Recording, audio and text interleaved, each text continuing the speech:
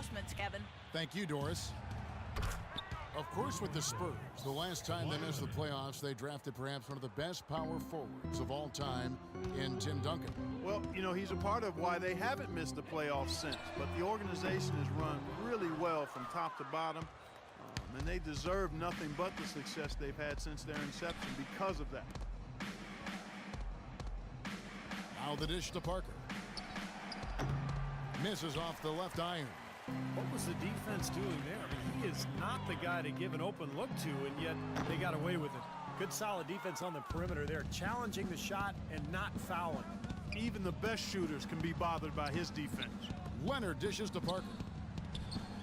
That's good from 17 feet away. Parker's got 8. Well, he had that height separation there on the mid-range jump shot. Really good job of taking advantage of that. Leonard with no one around. That shot's good on the assist by Ginobili. And that's now 9 points for Kawhi Leonard. Timeout called, the Suns. So much can be said about the Spurs' dominance as a franchise. I mean, 15 straight years of winning 50 games or more during the regular season. And, you know, last year, they were at least 500 or better against every other team in the league, and they have been since 1976. And the Suns here with a different look. Plumlee, he's checked in for Marcus Morris. Markieff Morris comes in for Warren. Green, he's checked in for Anthony Tolliver. And it's Eric Bledsoe in for Thomas. So San Antonio going with an almost entirely new group here. Boris Diaw's checked in for Splitter. Bellinelli comes in for Leonard.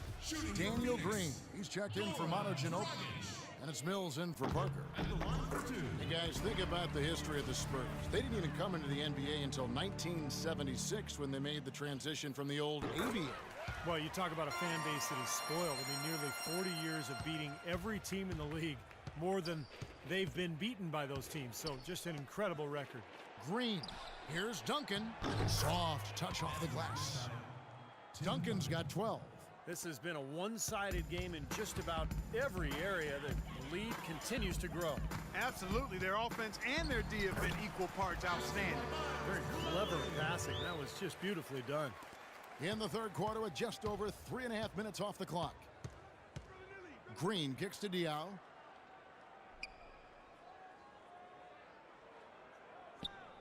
Back to Green. The pass to Bellinelli. 5 on the clock. Into Tim Duncan. Another shot. No good. And Phoenix the other way now. It's off to Utah for him after this game as they take on the Jazz. That'll be the first half of a 2-game trip. You know that Utah game has a lot of attention on it.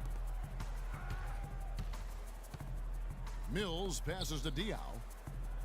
Green left side. Here's Mills, guarded by Bledsoe. Shots good by Mills. Mills has got his first 2 points of the night. And now we'll get a perspective here on how the hustle game has been going for San Antonio. Contested shots and block shots. They're bread and butter defensively. They're giving up no easy looks. The other thing they're doing, guys, is forcing turnovers and then creating points offensively as a result. Duncan high post, working on Plumlee, kicks it to Diaw. That's good, and so Duncan with the assist. Diaw's got 6. You know, one aspect of their play today that's really been tight and far superior is their passing. Agreed. I mean, you look at the points, I mean, they're getting a lot of baskets off of assists, so the offense really clicking here. Here's Morris, and good work on the boards. They pick up the second chance points. Boy, where was the box out? Too easy on that second chance opportunity. Yeah, no box out is what happened there. Those kind of mistakes on the glass will kill a team. And that one's good, Duncan. An excellent display of passing out there, fellas. I mean, 8 of their last 10 points have been assisted on. Well, they continue to find the open man and play unselfishly. This is true team basketball we're seeing. Green, no luck. All the defender had to do there was just stay close to him, and he did. And Gerald Green picks up the foul. That's his first foul. So for the Suns, Len comes in for Miles Plumlee. And it's P.J. Tucker in for Gerald Green. And San Antonio with the change here, too. Joseph's checked in. Mills dishes to Joseph. He feeds it to Duncan. Jacks up a three. And it's Dragic with the rebound. Here's Bledsoe. 11 points in the game. Now here's Len. Right side Dragic. Jacks up a three. And the shot is good. Tucker's got 8 points.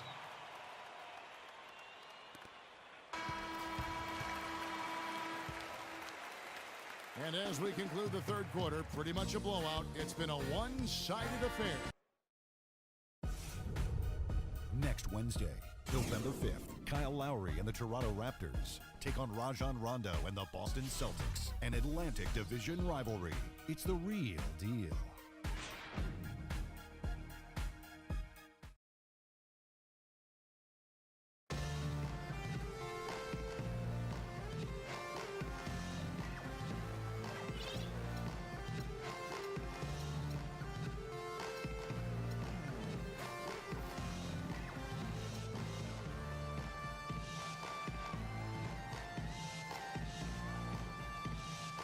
And our assist of the game here on replay, presented by State Farm. And this wasn't his only assist, folks. 9 assists on the night over the course of the game from Tony Parker. Kevin, it's been one great pass after another for him. Just a huge amount of scoring for that team's offense generated by his court vision. Miles Plumlee out there with P.J. Tucker. Then there's Dragic, and it's Green, and it's Bledsoe in at the shooting guard. That's who's out there for Phoenix. Once again, Manu Ginobili defied age and was a force off the bench for the Spurs. You know, just when you thought he was slowing down, he seemed to find new ways to score and contribute. And Ginobili, Clark, when he's right, boy, he can do it all. Yeah, he really can. Offensively, he can drive and shoot and create for others. He's an outstanding passer and a terrific defender. Manu Ginobili in the final year of his 2-year contract extension with the Spurs, Steve, and some speculate that he may retire after this season. Yeah, fantastic career for Ginobili. You know what I think, Kevin? I think Ginobili, Parker, Duncan, and Popovich should all just walk away right now. Just, go away together, and this has nothing to do with me coaching the Warriors. Nothing to do with me at all. This is about them. They've earned this. Walk away now, guys. Just leave. I hear some admiration, but I also hear some sarcasm in there, too, from our partner there. There's been a change in his game compared to what we saw in the first half. I mean, he's scoring with a lot of confidence now. Back to Dragic. And he drops in the layup off the glass. Okay, that's more like it. A nice job here in the second. I mean, their field goal percentage is way up compared to what they did in the first half, where they shot a very low percentage. It actually was just above 30%. And Ginobili certainly will go down in history as one of the all-time great 6 men, alongside the likes of John Havlicek, Kevin McHale earlier in his career. I'm throwing out some old-school names for you young bucks. And he gets it to go. They're on track here in the second half after their less than impressive first half. I mean, I think they came out with some tired legs to start, but they've turned it around. They found some energy, and they look a lot more active and engaged. Here's Parker. It's good. The assist that time from Dion. And that's 13 points for Tony Parker. And Manu, a 2-time All-Star, won 3 NBA titles with the Spurs. An outstanding career for a player drafted 57th back in 1999. And that's going to be too many steps. Gets the whistle on the travel. He's not doing them any favors making those kinds of mistakes. Especially now. I mean, every possession's so important for him. Both teams deciding to change it up.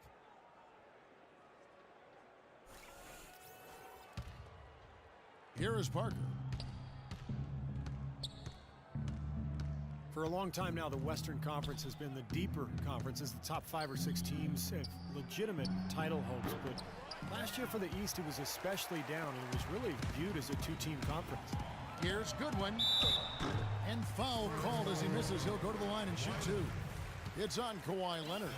The 2 teams out east that people were talking about, of course, were the Miami Heat and the Indiana Pacers, but it was so bad where teams out west were joking, Clark, about how they could get moved to the Eastern Conference because they'd fare better. Well, yeah, the Blazers media team joked about that at the expense of the Eastern Conference, but they did have a bit of a point. A lot of very good teams out west, no denying that, who didn't make the playoffs, could have not only been playoff teams in the East, but maybe would have been able to grab a home court advantage. I think the Suns at 48 wins would have probably been a top 4 seed in the East. Right. Here's Warren. So the whistle blows on the shot and 2 free throws for the contact right there.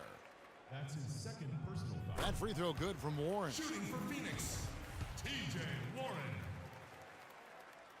Both free throws good from Warren. Boy, they came out of the locker room at halftime with a much more physical disposition than they had in the first half. Sure helps that they've gotten extra trips to the foul line here in the second, and that has to continue if they're going to complete this comeback. And Leonard gets it to go. Just seems like they're finding an open lane to the hoop every time down. That's 5 buckets in a row for them in the paint. Yeah, on the flip side, Steve, the defenders have to show more fight on the interior. Tries to keep it alive. It's going to be out of bounds. The Suns will retain possession.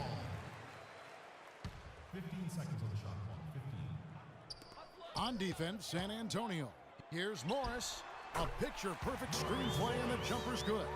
They can't afford to give him that kind of look. Well, it came off a good screen, but still, as a defender, you got to fight over the top of that. Parker outside. Bellinelli up top. You know, every team in the league loves to have good size in the middle, but it does seem like the league is getting tougher for big men. You know, help defenses now, the allowance of zone defenses, you can sort of load up on players. It can inhibit a big man's ability to attack because you can see double teaming even before he's gotten the ball. But it's made for great strategy, and I really like the new rules. And Phoenix making a change. Len's checked in. Then for the Spurs, Austin Day. He's checked in for Kawhi Leonard. And Corey Joseph subbed in for Tony Parker. With that reverse jam, the fans got a little extra show there. That one definitely had something, you're right, extra on it. That was one of those 3 or 4 plays that you see every night in an NBA game that just leaves you in awe. And as the game has required more movement, Clark, we're seeing big guys try to slim down. And yeah, big men with agility are at a premium, but also it takes a little bit of the stress and strain off the joints. As few as 5 to 10 pounds less can make a big difference, and that's huge for big guys. Feeds it to Warren. Now here's Ennis. He's guarded closely. Passes it to Warren. From beyond the arc, another 3 for Phoenix. The success they've been having from the three-point line since halftime, I'll bet you that scoreboard starts to look a lot different real soon. Of course, they have to stay hot, but if they do, I think you're right, Clark, particularly if they can convert defense into offense. Another bucket in the paint, that's something they just have not been able to stop today. I think it's time to make some adjustments defensively, Clark. I mean, what they've got going right now is not getting it done. And one team is just completely outclassing the other tonight. Spirited performance, and it really ignited what is turning out to be a monster win here for San Antonio. And they could do no wrong today, Steve. That's right. This was a team performing to its Clark fullest capabilities. Yeah, and a very satisfying win for them, too. A game to remember, and on the other side, definitely one you want to forget as soon as possible. And so with this, they'll end up with their 2nd win on the year. And asserting themselves right from the start, guys. They'll be taking the front end of a 4-game season series between these two clubs. They've got to feel good getting the upper hand tonight against the Suns. And you have to look back at this and see what a huge game it's been for Parker. And a big part of their success was his ability to keep the ball moving and finding guys when they would flash open. 6 on the shot clock. That one goes. Count it. And a terrific run to really put this ball game away. And now let's see how many more points they can throw up there before the horn sounds. And it's good one in the corner. Tries it from 19. No good.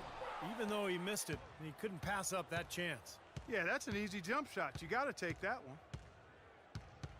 Pass to Day. He kicks to Joseph. He dishes it to Bellinelli. And the layup's good off the glass. It's going to be a great game for them. No win on the road comes easy in the NBA. Nice performance. Any player loves sending his own fans home happy. He loves even more sending opposing fans home miserable. Well, that's how you pick up second chance points. Stay active, be energetic, and react as soon as the shot goes up. And so it's San Antonio easily taking this one. Guys, I'm here with Tony.